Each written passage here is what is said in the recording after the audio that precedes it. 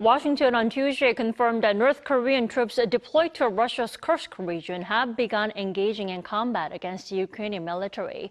According to U.S. State Department's principal deputy spokesperson Vedant Patel, over 10,000 North Korean soldiers have been deployed to eastern Russia and have begun combat operations alongside our Russian forces. Patel added that the Russian military has trained North Korean soldiers in basic infantry operations, as well as in the use of drones and artillery.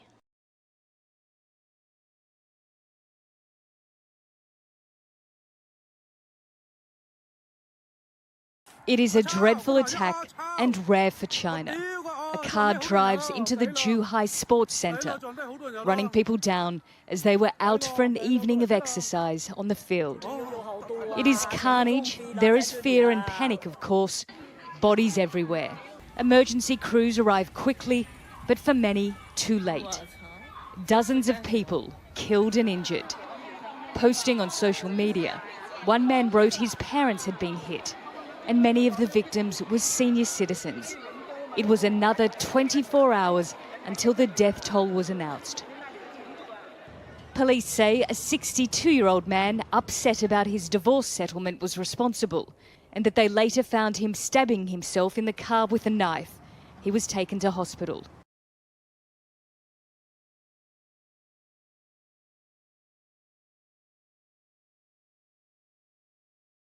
Outside of Amman, we boarded a Jordanian military C-130 cargo plane bound for Gaza. The crates it's carrying are full of some of the only food getting to 2.2 million Gazans. A month ago, the Biden administration gave Israel a clear ultimatum to allow in more aid by truck by tonight, or else U.S. military support could be reduced.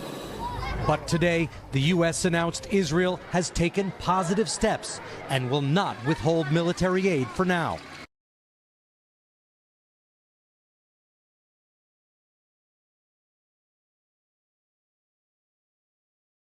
At least 8 people were killed in an Israeli airstrike on northern Lebanon on Monday, according to Lebanon's health ministry. The attack marks the northernmost point attacked so far by Israeli forces since a year of fighting, in a village far from the Hezbollah militant group's main areas of influence in the south and east. On Tuesday, at least 14 Palestinians were killed in 2 separate strikes on northern Gaza, one of which hit a cafeteria in the Muwasi humanitarian zone west of the city of Khan Yunis.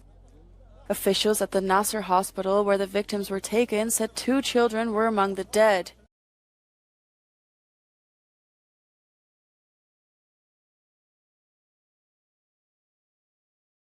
Passengers on board this aircraft were about to land in Haiti's capital when they heard loud sounds and felt the plane deviating from its route.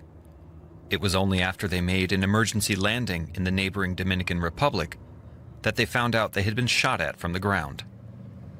One flight attendant was injured. Haiti's main airport remained closed a day after the shooting, which took place amid a wave of violence triggered by the swearing-in of new interim Prime Minister Alex Didier Fils-Aimé. The businessman and son of a prominent activist was appointed by a transitional council after conflicts arose with his predecessor.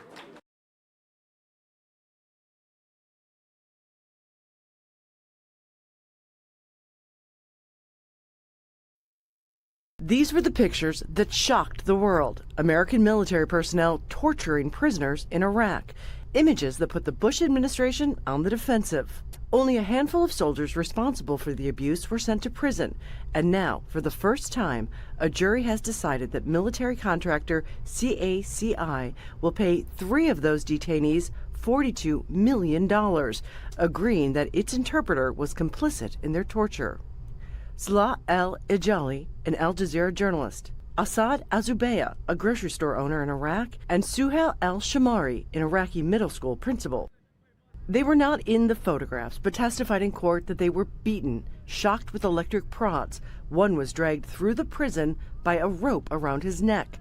They were subject to forced nudity, threatened with dogs, and sexually assaulted.